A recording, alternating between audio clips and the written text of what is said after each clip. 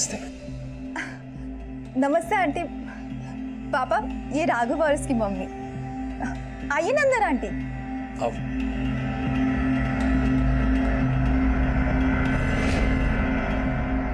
रंजीत भाई साहब, आजकल बच्चे अपना वर्क खुद ही ढूंढ लेते हैं, माँ बाप को टेंशन ही नहीं होती। वो सब तो ठीक है सुधा जी। ये बताइए आपका बेटा राघव काम क्या करता है? वो पापा, राघव अभी जॉब ढूंढ रहा है। ओह, जॉब ढूंढ रहा है। तो आपका घर तो आपका खुद का है ना? नहीं भाई साहब, हम किराए पे रहते हैं। काम करता नहीं है तो किराया और घर का खर्चा? जी, मैं वो जॉब। कहीं चोरी तो नहीं करता आपका बेटा? पापा, आप राघव कैसे इंसल्ट नहीं कर सकते? तो ऐसे लड़के से तुम्हारी शादी भी नहीं कर सकता जो कमाता ना हो। शादी के बाद तुम कमाओगी और बैठ के खाएंगे ये लोग। ये पसंद है तुम्हारी? मेरी पसंद बहुत अच्छी है पापा, और मैंने डिसाइड कर लिया कि मैं शादी सिर्फ राघव से ही करूंगी।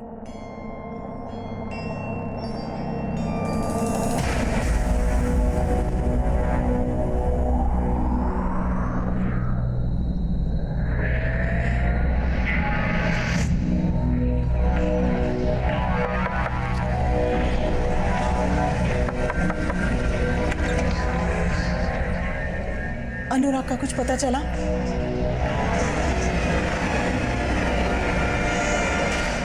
सर, ये उस लड़के की पोस्टमार्टम रिपोर्ट है जिसकी लाश हमें जेल के बाहर मिली थी।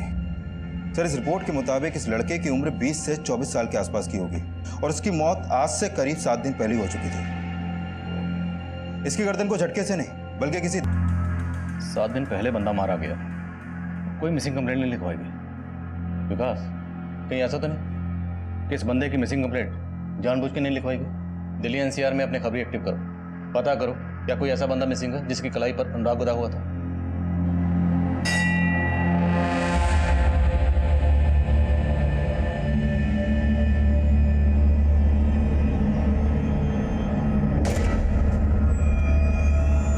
तुम्हारे घर में जो कुछ भी हुआ उससे मैं बहुत परेशान है, और मैं जहां भी जॉब इंटरव्यू देता हूँ रिजेक्ट हो जाता हूँ। समझ में नहीं आ रहा क्या करूं। तुम जॉब की टेंशन मत लो राघव, जब तक तुम्हें जॉब नहीं मिलती मैं हूं ना। और वैसे भी अब मैं इतना कमा लेती हूँ कि हम अब इस रिश्ते को एक नई शुरुआत दे सकते हैं। नंदिता, तुम समझ नहीं रही हो। तुम्हारे पापा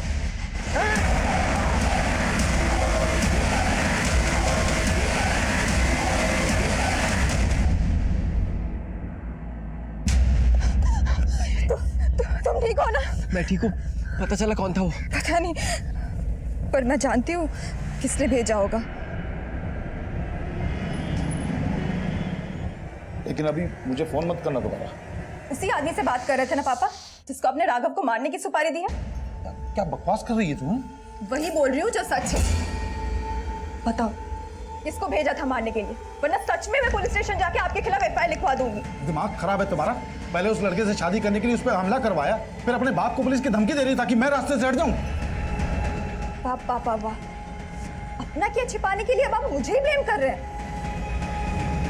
नंदिता इस केस का एक ऐसा चेहरा था जो हमारा ध्यान अपनी ओर खींचने वाला था। जो हमला नंदिता और राघव पर हुआ था उसे तब पुलिस स्टेशन में फाइल ही नहीं किया गया था। जेल के बाहर मिली सरकटी लाश की तहकीकात में हमें कोई कामयाबी नहीं मिल रही थी, और उस लाश की शिनाख्त पता करने के लिए हम आसपास के गली मोहल्लों में सब जगह जाकर डोर टू डोर पूछताछ कर रहे थे। इस टैटू के बारे में कुछ कह नहीं सकते, लेकिन हाँ, इस मोहल्ले में एक अनुराग नाम का लड़का रहता था, पर काफी दिनों से वो दिखाई नहीं दिया।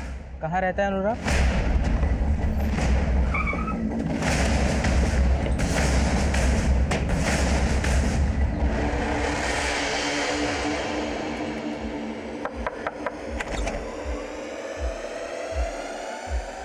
अनुराग यहीं रहता है? हाँ साहब, वो यही रहता है। वो मेरा बेटा है। और आप? अभी कहाँ है वो? सर वो तो घर पे नहीं है। हमें पता चला है कि कई दिनों से वो घर नहीं आया है। कहीं कुछ छुपा तो नहीं रहा? साहब, अनुराग मेरा बेटा है। बहुत दिनों से घर नहीं आया वो। लेकिन क्या बात है साहब? हमें एक लाश मिली है और लाश की कलाई पर ये अनुराग नाम का टैटू मिला है। क्या आपके बेटे की कलाई पर भी कोई ऐसा टैटू था?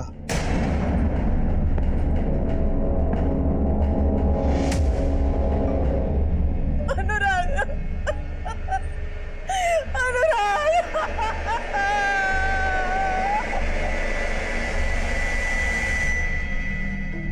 आपका बेटा अनुराग इतने दिनों से मिसिंग था, आपने मिसिंग कंप्लेंट फाइल क्यों नहीं की?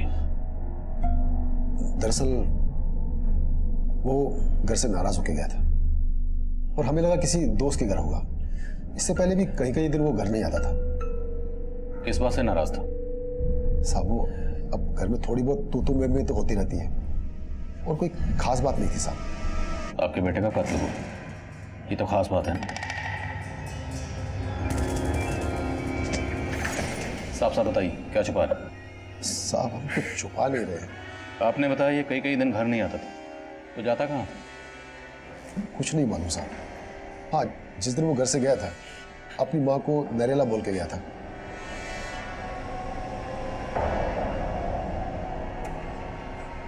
अनुराग हाँ मम्मी। कहाँ जा रहा है? मम्मी मैं नरेला जा रहा हूँ। नरेला क्या करने जा रहा है? वहाँ पे नौकरी की बात चल रही है ना, इसलिए जा रहा हूँ। अच्छा मुझे आने में थोड़ा देर हो जाएगी, आता हूँ फिर मैं। नरेला में नौकरी की बात कहाँ चल रही थी? साहब हमें कुछ नहीं मालूम है। वो कुछ बताता ही नहीं था। वो किससे मिलता है, वो क्या करता है।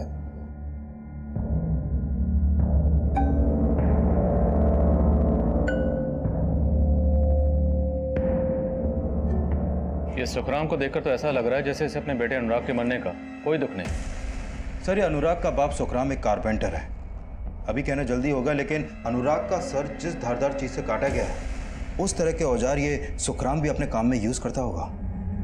लेकिन अनुराग की बॉडी को जेल के बाहर डंप किया गया, और जेल के बाहर बॉडी को डंप करने का रिस्क तो बेखौफ मुजरिम उठा सकता है। इनके आस पड़ोस में पता करो कि बाप बेटे का रिश्ता कैसा था, और अनुराग के कॉल रिकॉर्ड्स में पता करो कि उसमें कोई नरेला का नंबर है या नहीं। Okay sir. नंदिता, तुम्हें वाकई में लगता है कि तुम्हारे पापा मेरी जान लेने की कोशिश करेंगे? वो ऐसे ही है।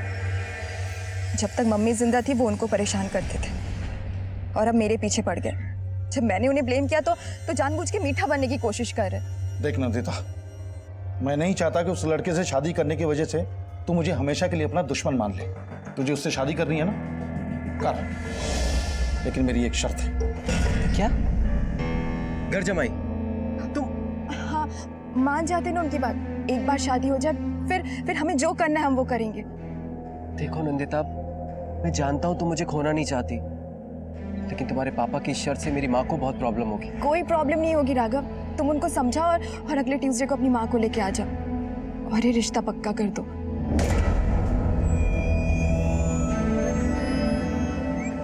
साहब अनुराग सुखराम चाचा का सगा बेटा नहीं था। इन्हें कोई संतान नहीं थी तो बचपन में कहीं से गोद लिया था उसे। गोद दिया था? हाँ साहब। अच्छा ये अनुराग का अपने माँ बाप से रिश्ता कैसा था? साहब अनुराग 10वीं फेल था और नौकरी वोकरी तो थी नहीं उसके पास, और इस बात को लेके सुखराम चाचा उसे बहुत ताने देते रहते थे। दारू पी के अनुराग और उसकी माँ को बहुत पिटा करते थे। देखिए हमारा गिरी करता रहेगा। गलती किया, तुझे अपना माना मैंने। फिर उस दिन के बाद अनुराग कहीं दिखा नहीं साहब, पता नहीं उसके साथ क्या हुआ। साहब मैं मानता हूं कि अनुराग मेरा सगा बेटा नहीं था, लेकिन इसके लिए उसको गोद नहीं लिया था कि उसको पाल पोस के उसकी जान ले लो। साहब मैं तो चाहता था कि वो पढ़े लिखे, अच्छा इंसान बने, कुछ काम करे, लेकिन साहब उसने हमेशा मेरा सर झुकाया। लेकिन उसका सर ही काट दिया। हाँ, सौतेला था इसलिए मार दिया? क्या कहता था?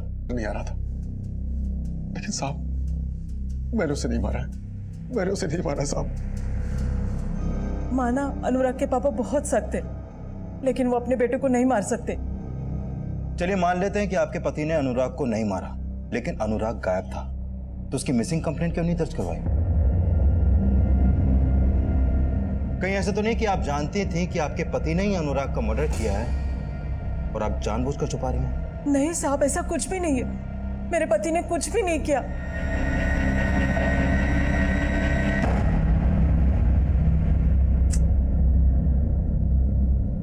क्या हुआ? पता नहीं, राघव का फोन नहीं लग रहा है। तुमने राघव और उसकी माँ को इस मंगलवार को बुलाया था कि अगले मंगलवार को? नहीं मतलब आज बुलवाया था कि अगले हफ्ते?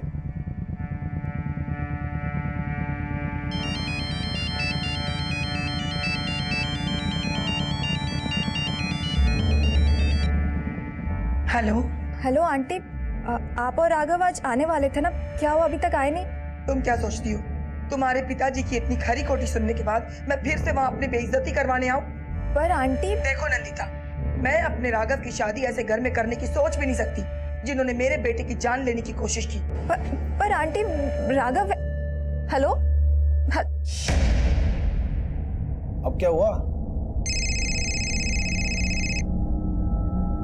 हेलो, क्या? हाँ हाँ, ठीक है आता हूँ मैं। भाई तुम्हारे राघव और उसकी माँ तो आ नहीं रहे, तो मैं तो अपने काम कर लूं, आता हूँ जल्दी।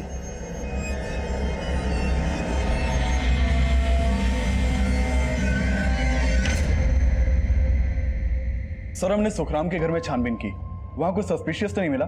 ये सुखराम का एक लकड़ी काटने वाला कटर मिला है। इसे फॉरेंसिक के लिए भिजवाओ और अनुराग के कत्ल वाले दिन सुखराम की एक्टिविटी चेक करो। सर सर, ये अनुराग के कॉल रिकॉर्ड्स। सर, अनुराग का फोन 16 सितंबर को नरेला में ही बंद हो गया था। सर, इसके कॉल रिकॉर्ड में नरेला के एक पीसीओ का नंबर मिला है और अनुराग को लास्ट कॉल उसी पीसीओ से की गई थी। उड़ा दिए तोता। सर, हमने उस पीसीओ के आसपास भी पता लगवाया लेकिन कुछ मिला नहीं। सर, इसके अलावा इसके कॉल रिकॉर्ड में एक परी नाम की लड़की का भी नंबर मिला है। ये उसका फोटो सर, ये फोटो में मोबाइल नेटवर्क सर्विस प्रोवाइडर से मिला है। सर, परी का फोन नंबर वेस्ट बंगाल के एड्रेस पर रजिस्टर्ड है, लेकिन इसका फोन कई दिनों से बंद है। लेकिन सर, परी और अनुराग के बीच में काफी कॉल्स होते थे। अफेयर का एंगल भी हो सकता है। अफेयर का एंगल? अनुराग का सिर्फ सर ही नहीं काटा गया, बल्कि अनुराग का प्राइवेट पार्ट भी काटा गया। और अब हमें अनुराग के कॉल रिकॉर्ड से एक ऐसी लड़की का नंबर मिलता है जो नंबर काफी अरसे से बंद है। पता लगा अनुराग का इस परी से क्या ताल्लुक है और इस परी के गायब होने का चक्कर क्या है।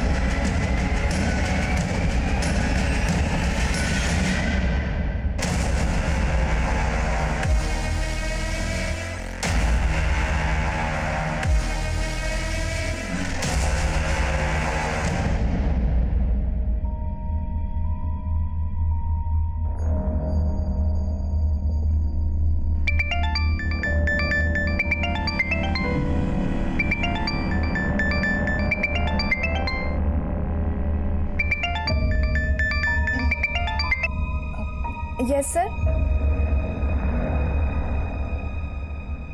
दीदी, पापा रात से घर नहीं आए हैं और तो और उनका फोन भी नहीं लग रहा है।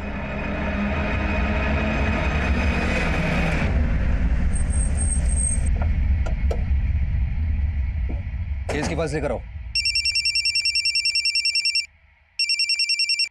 हेलो,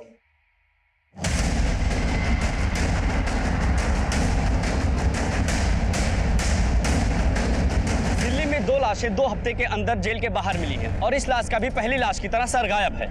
लगता है पुलिस टीम आ चुकी है। आइए हम इनसे कुछ जानकारी लेते हैं। सर कुछ तो बताइए।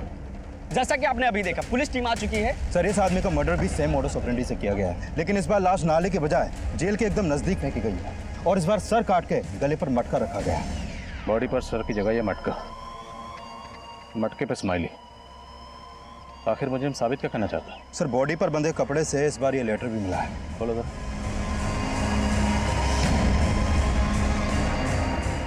नपुंसक पुलिस वालों को एक और नपुंसक लाश का तोहफा। देख रहे हो लाश कहाँ मिली?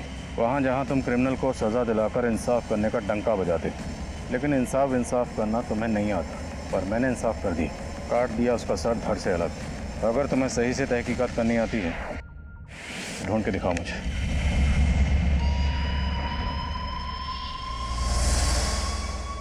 जेलर साहब, आपकी जेल के बाहर एक के बाद एक 2 लाशें फेंकी गई हैं।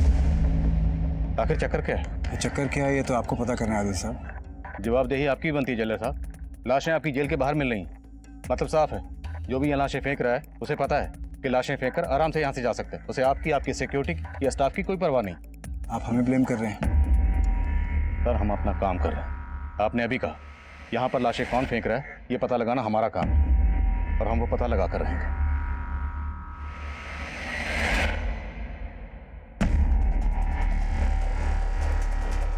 सर एक सवाल, आखिर पुलिस और प्रशासन कर क्या रहा है? क्या क्रिमिनल को पुलिस से कोई डर नहीं है? क्या पुलिस भी इन सब में इन्वॉल्व है?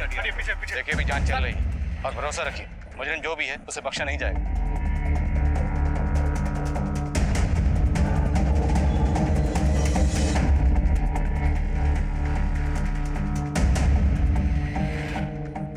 क्या रे परी, तू तो बिल्कुल अपने नाम के जैसे नखरे कर रही है।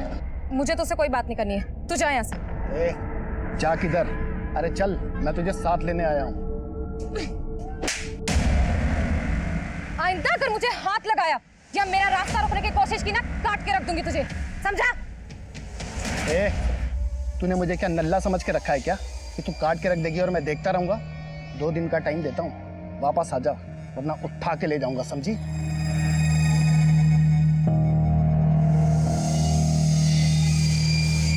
सर, परी के कॉल रिकॉर्ड में मैंने नोटिस किया कि परी का फोन अक्सर दिल्ली के रेड लाइट एरिया में एक्टिव रहता था।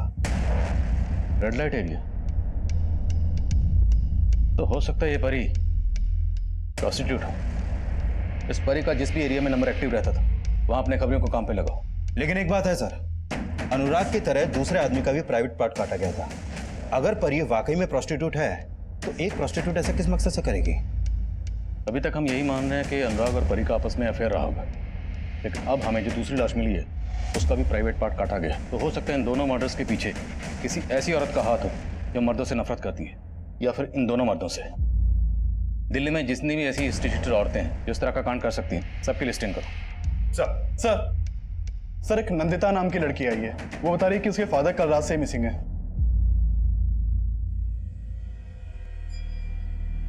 आपके फादर रंजीत कल कहाँ गए थे? सर उन्होंने कुछ बताया नहीं था, उन्हें कॉल आया और फिर उसके बाद वो चले गए थे। हेलो, क्या? हाँ ठीक है, आता हूँ मैं।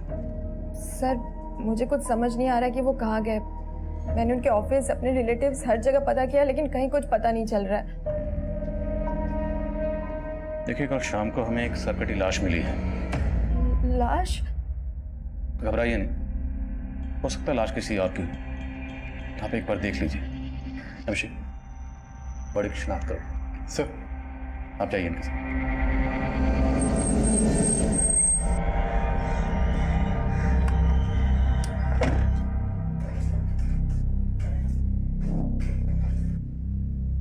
एक्सक्यूज मी जी, इंस्पेक्टर आदिल खान से मिलना मुझे।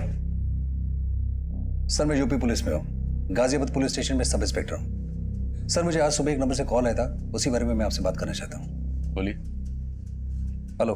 अरे मेरे नौनियाल, क्या कर रहे बे? कौन बोल रहे? मेरा नाम सुनेगा तो तेरी टोपी खिसक जाएगी। जेल के बाद तेरे लिए एक तोहफा छोड़ा है, पिछली बार की तरह। जाके देख ले और बना ले अपना हैप्पी वाला बर्थडे। और लास्ट तो हमें यहाँ दिल्ली में मिली, तो किसी ने आपको वहाँ गाजियाबाद में कॉल क्यों किया?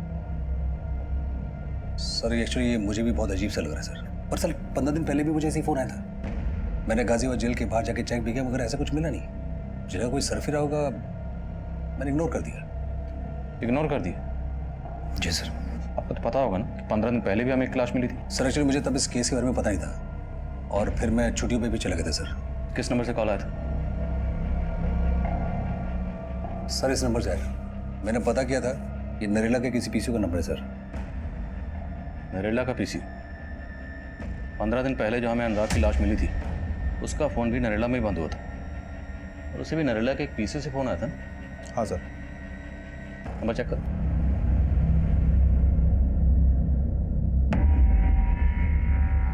नहीं सर, वो नंबर नहीं है। तुरंत नरेला जाओ और पीसी वाले से बात करो और देखो वहाँ कोई सीसीटीवी है या नहीं। Okay sir. Excuse me. बोलो अभिषेक। सर मैंने नंदिता से लाश की शिनाख्त करवाई, उसका कहना है कि वो लाश उसके फादर रंजीत की नहीं है। तो पता करो उसके फादर रंजीत के गायब होने का चक्कर क्या है। Okay sir.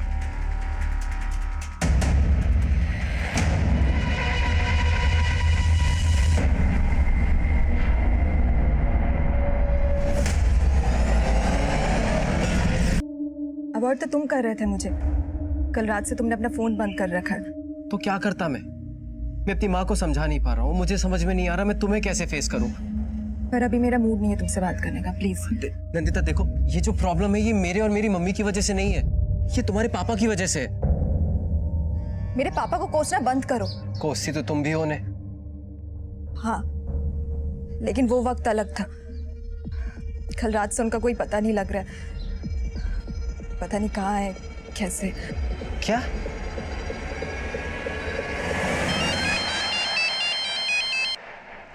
हाँ विकास। सर, नरेला के एसपीसीओ के आसपास कोई भी सीसीटीवी नहीं है और कोई ऐसा क्लू भी नहीं मिला जिससे पता चले कि वो आदमी कौन था जिसने निहाल सिंह को कॉल किया था। देखो, इस निहाल सिंह के फोन में नरेला का पीसीओ का नंबर जरूर है और हो सकता है निहाल सिंह को छुपा रहा। लेकिन सर ऐसा क्या छुपा सकता है? देखो, बंदे ने खुद कहा कि ऐसा ही कॉल उसे तकरीबन 15 दिन पहले भी आया था। अब वो हमारे पास नहीं आया। दोबारा कॉल आया तब भी चुप बैठा रहा, लेकिन टीवी में न्यूज़ देखने के बाद फौरन चला आया। कहीं इस निहाल सिंह का और जेलर साहब का आपस में कोई कनेक्शन तो नहीं? क्योंकि जेलर साहब को इतना अंदाजा तो हो गया होगा कि हम उन पर नजर रखे हुए हैं। तो क्या जेलर साहब ने इस निहाल सिंह को हमारा ध्यान भटकाने के लिए हमारे पास भेजा? मीडिया लगातार हम पर प्रेशर बढ़ा रही थी, इसलिए हम इस केस की चौतरफा तफ्तीश में जुटे हुए थे। जेलर अतुल मिश्रा और गाजियाबाद के सब इंस्पेक्टर निहाल सिंह की सांठगांठ के अलावा हम अनुराग की नरेला जाने की वजह भी पता कर रहे थे। और वहीं दूसरी तरफ हमारी टीम हाल ही में सामने आए रंजीत मिसिंग केस की तहकीकात भी कर रही थी। रंजीत मिसिंग केस कई गहरे राज खोलने वाला था और परी के गायब होने का राज पता करने के लिए हमारे खबरी उस रेड लाइट एरिया को स्कैन कर रहे थे जहां परी का फोन अक्सर एक्टिव रहता था। ये परी इसी एरिया की है। एक हीरू नाम का दलाल है, ये उसके लिए काम करती थी। ये हीरू मिलेगा कहाँ?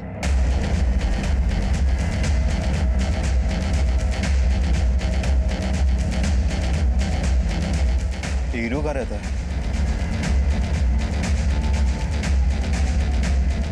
साहब आप हीरू। इधर कैसे? हाँ साहब।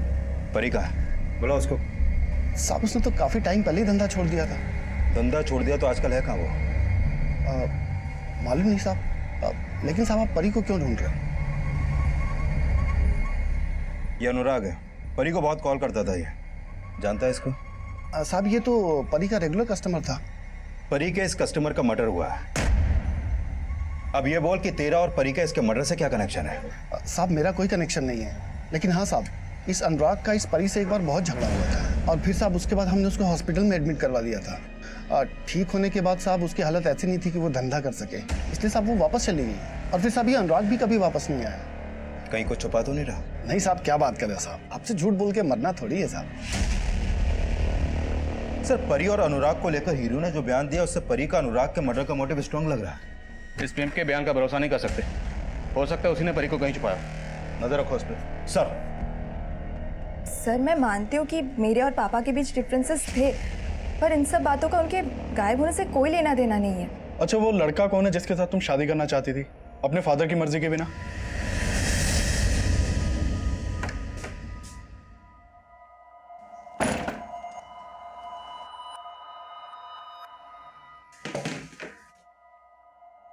कहाँ गया था? जॉब इंटरव्यू के लिए गया था माँ। जॉब इंटरव्यू के लिए गया था या उस नंदिता से मिलने गया था? आपको अचानक से नंदिता से इतनी प्रॉब्लम क्यों हो गई है? उसके पापा ने आपका अपमान किया था, वो तो हमेशा आपकी इज्जत करती है। उस लड़की के तेवर मैंने उस दिन ही पढ़ लिए थे। अगर तू उससे शादी करेगा ना तो वो तुझे भी दबा के रखेगी और मुझे भी। उसके पिताजी तो बहुत ही अभिमानी इंसान है। जानता हूं, और वैसे भी वो तो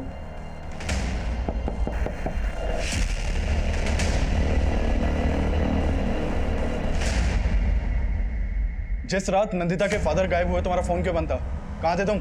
मैं अपने घर पे ही था और फोन मैंने जानबूझ के बंद कर रखा था क्योंकि वो नंदिता से मुझे कुछ। फोन इसलिए बंद था क्योंकि उस रात तुमने रंजीत को गायब किया था। क्या? नहीं साहब, मेरे बेटे ने ऐसा कुछ भी नहीं किया। उल्टा रंजीत मेरे बेटे को जान से मारने की कोशिश कर रहा था।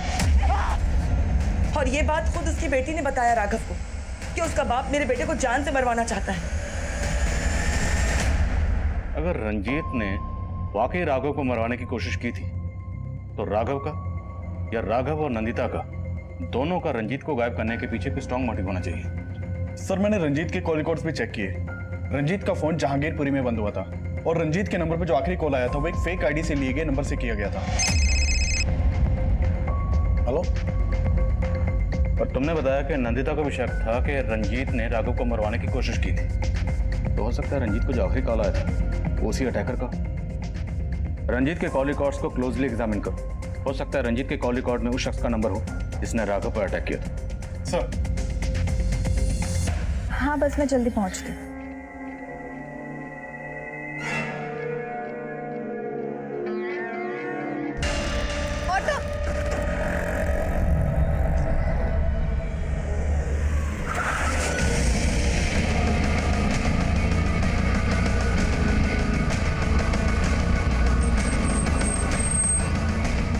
सर जिस दिन अनुराग का मर्डर हुआ था इस आदमी ने उसे यहाँ देखा था। क्या देखा था? सर वो आदमी समाधान नाम की मैगजीन खरीदा करता था और उस दिन भी वही मैगजीन खरीदी थी उसे। फिर उसको एक कॉल आया। सर उसके एक हाथ में पिंजरा था और वो फोन पर किसी को बोल रहा था कि तोता उड़ा दिया है। कुछ अजीब ही बातें कर रहा था सर वो। तोता उड़ा दिया? ये क्या चक्कर है? तोता और पिंजरा, इसका अनुराग के कत्ल से क्या कनेक्शन हो सकता है? सर कनेक्शन तो मुझे भी समझ में नहीं आ रहा है, लेकिन उस बुक स्टॉल वाले की बात से ये तो साफ है कि अनुराग का नरेला में कहीं आना जाना था, लेकिन वो नरेला में जाता कहाँ था फिलहाल इसका कुछ पता नहीं चल पा रहा है। और इस दूसरे आदमी की पहचान की भी अभी तक कोई लीड नहीं मिली है सर। इसकी पोस्टमार्टम रिपोर्ट आ गई है। इसका कत्ल भी ठीक वैसे ही किया गया जैसे अनुराग का किया गया। जेलर और निहाल सिंह की क्या खबर?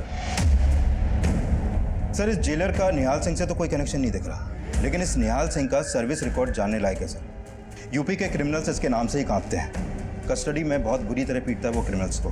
तो सर हो सकता है कि उसका ही चोट खाया हुआ कोई क्रिमिनल जेल के बाहर लाश फेंक कर उसे चैलेंज कर रहा हो। इस निहाल सिंह से फिर से मिलना पड़ेगा। हाजिर करो सर।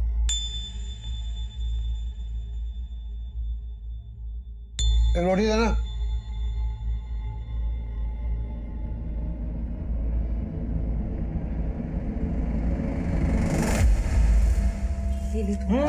बहुत हो गया। हाँ हाँ, खिला खिला के बैल बनाती जा। आता वाता तो कुछ है नहीं इसको।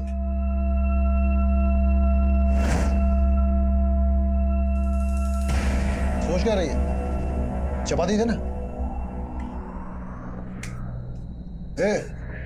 ये क्या तरीका है? जानवर समझ रखा है? जानवर तो आपने समझ रखा था हमें। वो बेचारा तो जानवर से भी बुरी मौत मरा। अपना खून नहीं था वो, पता नहीं किसकी औलाद थी।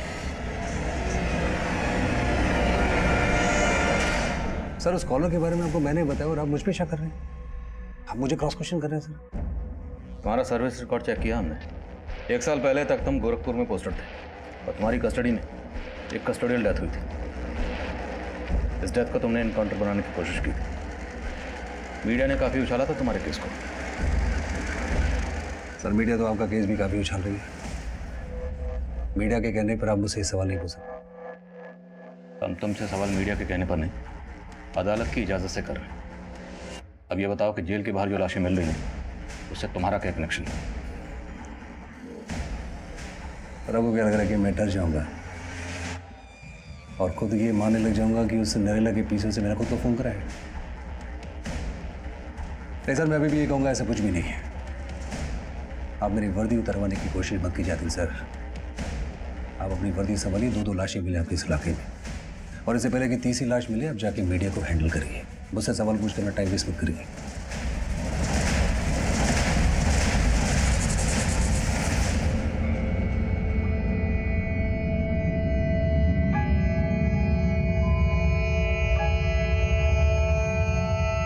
सर हमने हीरो का फोन सर्विलेंस पे डाल रखा था। अभी थोड़ी देर पहले इसके नंबर पे खानपुर के एक पीसीओ से कॉल आया था। सर मैंने नोटिस किया कि हमारे हीरो से मिलने से पहले उसका खानपुर में काफी आना जाना था, लेकिन जब से हम इससे मिले हैं ये खानपुर कभी नहीं गया। तो इस बार कॉल आया खानपुर के पीसीओ से। हो सकता है परी खानपुर में कहीं छिपी। अपनी टीम को फैला दो वहां और परी को ढूंढ निकालो।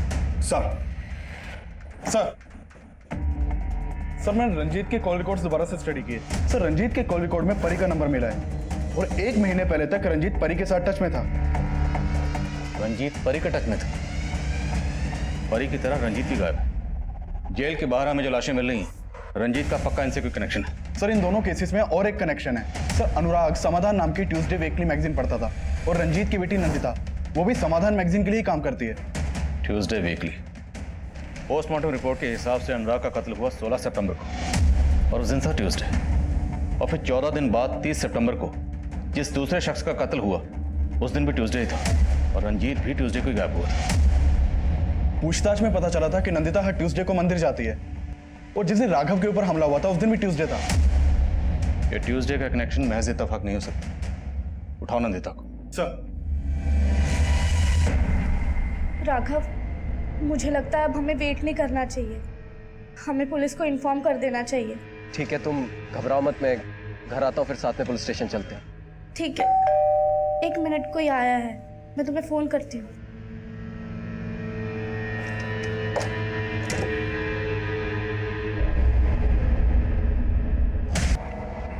हो सकता है ये लड़की वही हो। यहाँ आसपास के एरिया में सबसे पूछताछ करो, शायद किसी ने ऐसे देखा हो। सब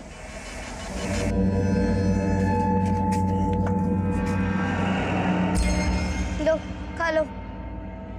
पर मेरा हाथ।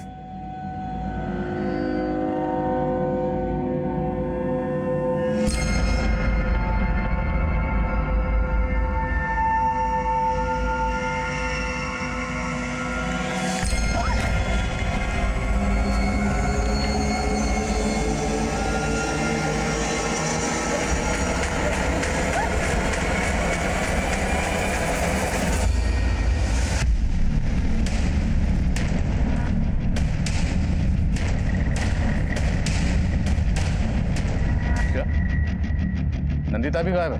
हाँ सर, मैंने उसकी बहन नताशा से अनुराग और परी दोनों के बारे में पूछताछ की, लेकिन वो इन दोनों को नहीं जानती। लेकिन इस परी से रंजीत टच में था, तो क्या पता नंदिता परी और अनुराग दोनों को जानती है।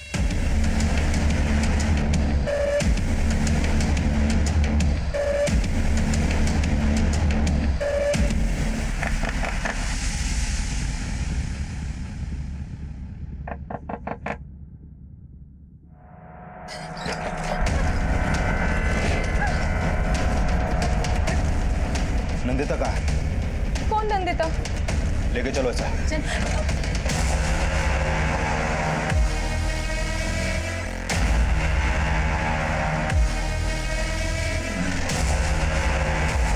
सब कौन नंदिता? मैं किसी नंदिता को नहीं जानती। नंदिता को नहीं जानती, लेकिन रंजीत को तो जानती हो। सब कौन रंजीत? मैं किसी रंजीत को नहीं जानती। ये रंजीत, नंदिता का बाप रंजीत, जो तुझे कॉल करता था। अब बोल कि नहीं जानती? सब ये मेरा कस्टमर था, कई बार मेरे साथ सोया है। अनुराग की तरह रंजीत तुम्हारा कस्टमर था। अनुराग का मर्डर हुआ, रंजीत गायब है, और तो अनुराग को उसकी मर्दानगी की वजह से उसे जलील किया करती थी, इसलिए तूने अनुराग का प्राइवेट पार्ट काटा। नहीं साहब, बल्कि अनुराग तो मुझसे बहुत प्यार करता था। वो मुझे इस धंधे से निकालकर उससे शादी करना चाहता था। मुझे सपने दिखाने वाले लोग बहुत आते हैं, पर मैं सबसे अलग बहुत प्यार करता हूँ तुमसे, और शादी भी करूंगा तुम्हारे साथ, कसम से। लेकिन साहब, हीरो को इसका पता चल गया।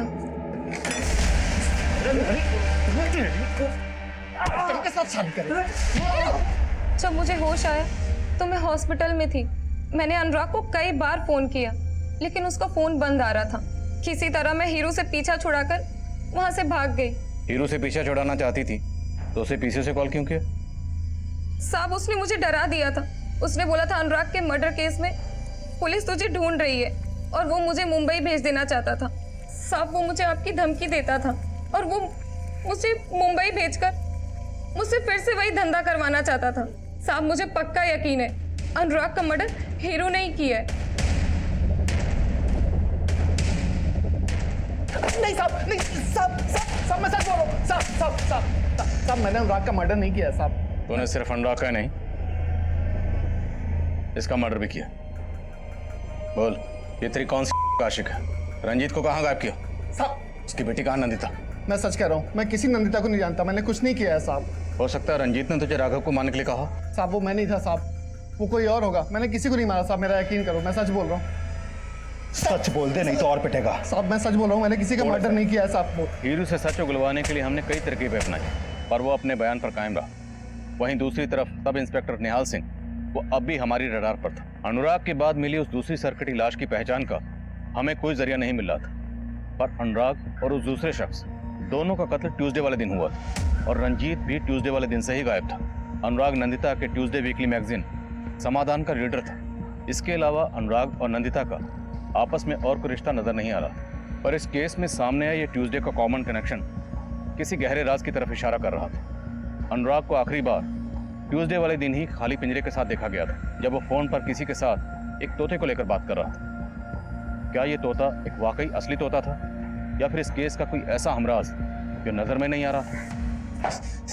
सर मैं सच कह रहा हूँ, मुझे नहीं पता नंदिता कहाँ है। लेकिन हमें तुम्हारे बारे में अब सब कुछ पता है। हरियाणा पुलिस से तेरी पूरी कुंडली मंगवा ली। 3 साल पहले तक तू भिवानी में रहता था, और हरियाणा पुलिस ने तुझे ड्रग पेडलिंग के धंधे की वजह से अरेस्ट भी किया था। सर वो ड्रग्स के पैकेट किसी ने मेरे बैग में डालकर मुझे फंसाया था, और सर 6 महीने बाद कोर्ट ने मुझे बाइज्जत बरी भी कर दिया था। लेकिन तू 6 महीने अंदर तो रहा ना, और तेरे ट्रैक रिकॉर्ड की वजह से तुझे दिल्ली में नौकरी भी नहीं मिली, इसलिए तूने पुलिस वालों के लिए दिल में खुंदक पाली, और ये सारे क्राइम तू ही कर रहा है। सर आपको कोई गलत फहमी हो रही है, मैं सच कह रहा हूँ, मुझे कुछ नहीं पता है। हमें क्या गलत?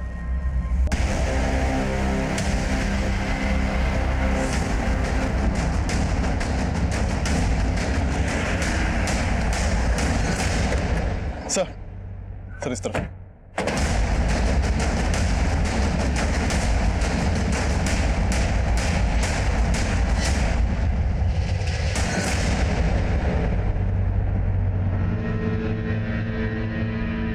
सर इस लाश के पास भी हमें एक लेटर मिला है।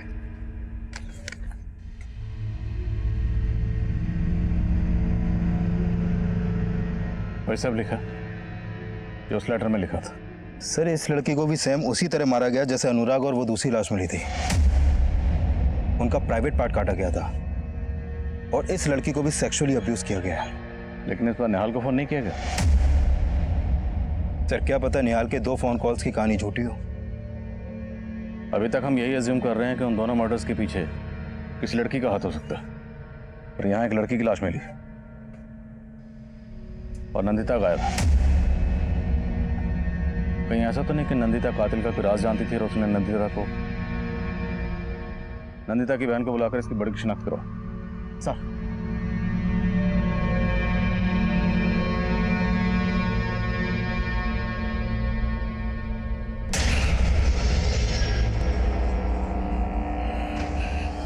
नहीं सर, ये मेरी बहन नहीं है सर। दरवाजा अच्छे से बंद कर लो।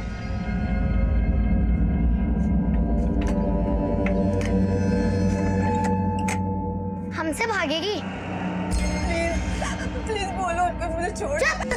रोतरी बिल्ली, तुझे तो हम तभी छोड़ेंगे जब तू मुझे मेरा भैया वापस देगी। सर राघव और नंदिता दीदी एक दूसरे से बहुत प्यार करते थे, और मुझे नहीं लगता कि राघव दीदी के साथ कुछ भी गलत करेंगे। ये अनुराग है, ये तुम्हारी दीदी के मैगजीन में सवाल पूछता था, और अब इसका मर्डर हो गया।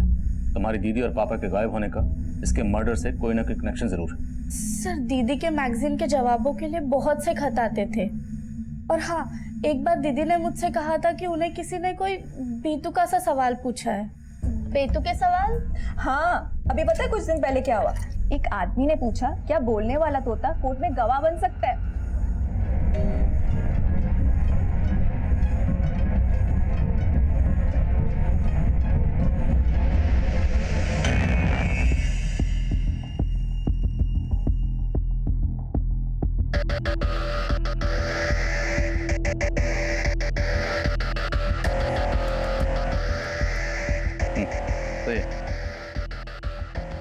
सर अनुराग के मर्डर से 1 हफ्ते पहले एक विनय नाम के आदमी ने समाधान मैगजीन में एक सवाल पूछा था कि तोता कोर्ट में गवाह बन सकता है। किसी तोते की बात करो, और जिसने सवाल पूछा विनय, लगता है उसे किसी तोते की गवाही का डर। और सवाल यह है कि ये तोता असली है या कहानी कुछ और?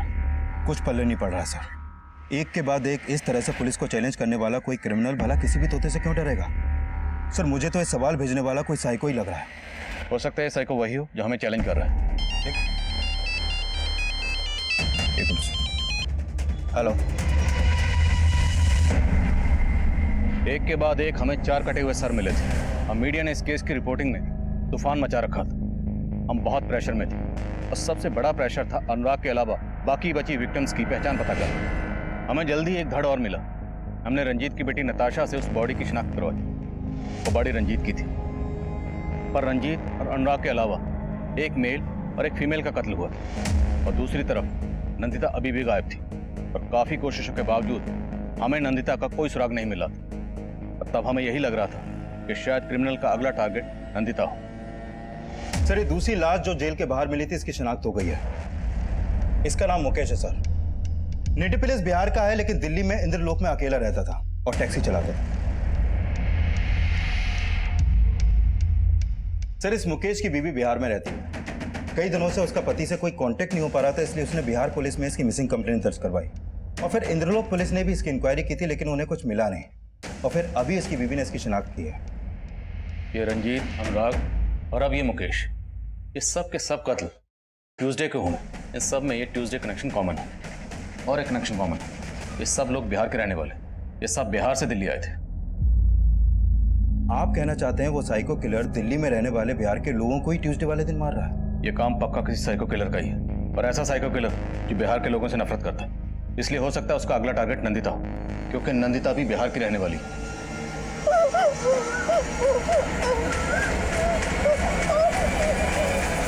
पुलिस बता रही है वो साइको किलर सिर्फ बिहार के लोगों को टारगेट कर रहा है, जिसके बाद लोगों के मन में एक खौफ घर कर गया है। सर एक लड़का आपसे मिलना चाहता है। सर हमारा नाम आदित्य है, हम बिहार से हैं। सर कुछ दिन पहले हम बिहार से अपनी गर्लफ्रेंड सुनिधि के साथ दिल्ली आए थे। सर हम शादी करना चाहते थे, लेकिन एक दिन हम दोनों साथ थे तो क्या हो रहा है यहाँ? कुछ नहीं साहब। कुछ नहीं? क्या कर रहे हैं यहाँ? सर हम दोस्त है सर। दोस्त है? दोस्त है? सर वो पुलिस वाला हमको मारा, हम भाग गए और उस सुनिधि के लेके चला गया। सर फिर कुछ दिन के बाद पता चला उस एरिया में आपको एक सिरकटी लाश मिली है, वो सुनिधि थी साहब। लेकिन ये सरकटी लाश तो हमें 8 दिन पहले मिली थी और तुम आज आ रहे। सर हम डर गए थे क्योंकि हम और सुनिधि बिहार से भाग के आए थे। अब सुना कोई हम बिहार वालों को टारगेट कर रहा है, हम हिम्मत करके आपके पास आए। इस तस्वीर को ध्यान से देखो। क्या ये वही पुलिस वाला? नहीं सर, वो ये नहीं था, कोई और था। पक्का? हाँ साहब, ये वो नहीं था। सर जिस दिन रंजीत का मर्डर हुआ था वो जहांगीरपुरी के सीसीटीवी में कैप्चर हुआ था, फुटेज इसमें।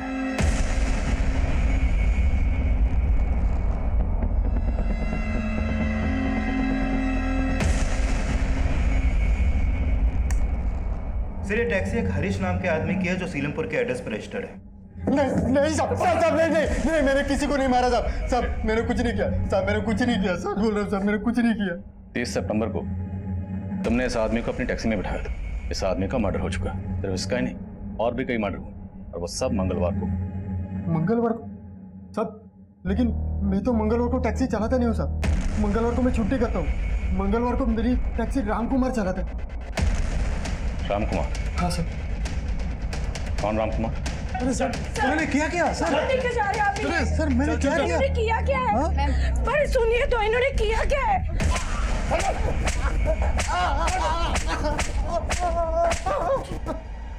सर बहुत तोड़ा, लेकिन एक ही बात बार बार बोल रहा है।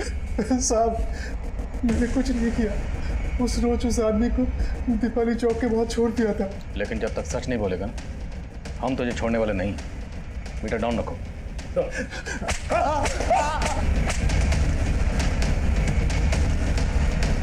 सर हम सभी विक्टिम से जुड़े लोगों के बारे में पता कर रहे थे तो पता चला कि नंदिता के घर में काम करने वाली मेड का पति अपनी बड़ी बेटी के साथ कई दिनों से गायब है।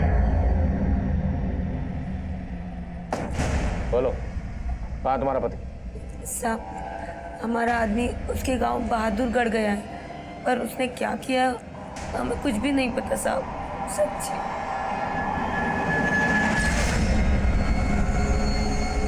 सिंह बच्चे पकड़ो इसे। संभालो।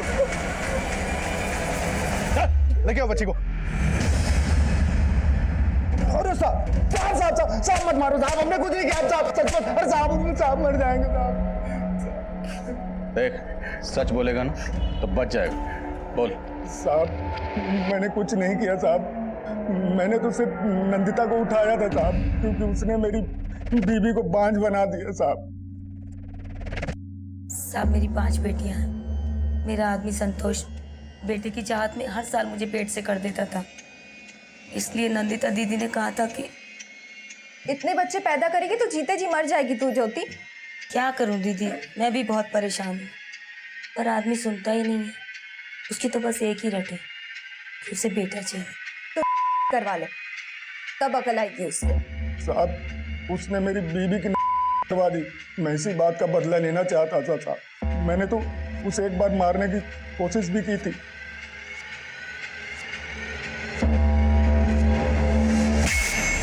और साहब उस लड़के ने उसे बचा लिया। फिर हमने सोचा कि इसको मारने से कोई फायदा नहीं है, इसको उठाकर इसी से अपना बेटा पैदा करवाएंगे और उसको लेके हम बहादुरगढ़ चले गए अपनी बेटी के साथ। साहब हम सच बोल रहे हैं और हमने कुछ नहीं किया साहब। अरे साहब मर जाएंगे साहब साहब।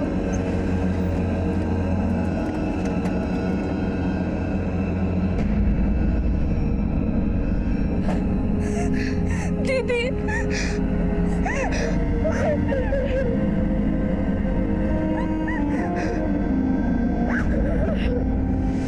सर संतोष से बहुत सख्ती से पूछताछ की है, लेकिन कुछ उगल नहीं रहा है। उसे जरा और सख्ती से पूछ। मैंने इस रामकुमार का बैकग्राउंड चेक किया। 2 साल पहले ये रामकुमार चोरी के इल्जाम में जेल भी जा चुका है। दर्द हो रहा है? अब सच बोलेगा? नहीं बोलेगा ना तो खड़ा होने के लायक नहीं रहेगा। तुम्हारे बारे में सब पता चल गया। 2 साल पहले तुम चोरी के इल्जाम में अंदर हुए थे और अब ये सारे चोरी नहीं किए, नहीं की हम चोरी। हमने सबको मारा लेकिन हमने चोरी नहीं किया। पुलिस वालों ने जबरदस्ती चोरी के इल्जाम में फंसाकर हमको बहुत मारे। अनुराग, रंजीत, मुकेश और सुनिधि, इन सब ने तुम्हारा क्या बिगाड़ा था? उन्हें क्यों मारा? वो सब गलत थे और गलत लोग हमें बर्दाश्त नहीं होते। मंगलवार को तुमने एक के बाद एक मासूम लोगों का कत्ल किया, वो गलत नहीं था? मंगलवार हम कोई गलत काम नहीं करते हैं, लेकिन उस मंगलवार को हमने उस कमीने अनुराग को कैद कर लिया। तो अनुराग को जानता था? हाँ, वो टैक्सी चलाना चाहता था, हम उसकी मदद करना चाहते थे। उस रोज हम उससे मिलने उसके घर गए थे और हमने देखा वो निकम्मा अपने भगवान समान बाप को मार रहा था। गलत किया था, उसको तो सजा मिलना ही था। अनुराग मंगलवार को एक खाली पिंजरे के साथ देखा गया था। वो किसी तोते के उड़ाने की बात कर रहा था। वो सब क्या था? वो तोता हमारा तोता था। हाँ, उड़ा दिए तोता। उड़ा दिया और किसी ने उसको कैद कर लिया तो? इसलिए तूने नंदिता के मैगजीन में वो तोते वाला सवाल पूछा था। तेरे जैसे मुजरिम को तोते की गवाही का क्या डर था? कोई डर नहीं है साहब। अनुराग को सजाए मौत देके पहला न्याय करने वाले थे, इसलिए हर कदम फूक फूक के रख रहे थे। उस मंगलवार को पिंजरे से तोता आजाद करके खाली पिंजरे में अनुराग को कैद कर लिया। अनुराग को मारने के बाद तुझे जोश आ गया, तेरी हिम्मत इतनी बढ़ गई कि तूने मुकेश की लाश के पास वो खत छोड़ा। अच्छा चमकाया ना सर, पर वो साला मुकेश हमको चमका रहा था, हमारे साथ टैक्सी चलाता था और उस मंगलवार को हमारे साथ बैठ के मांस खा रहा था। छी, अबे साले, मंगलवार के दिन मांस खा रहा है? अरे मैं इन चीजों को नहीं मानता।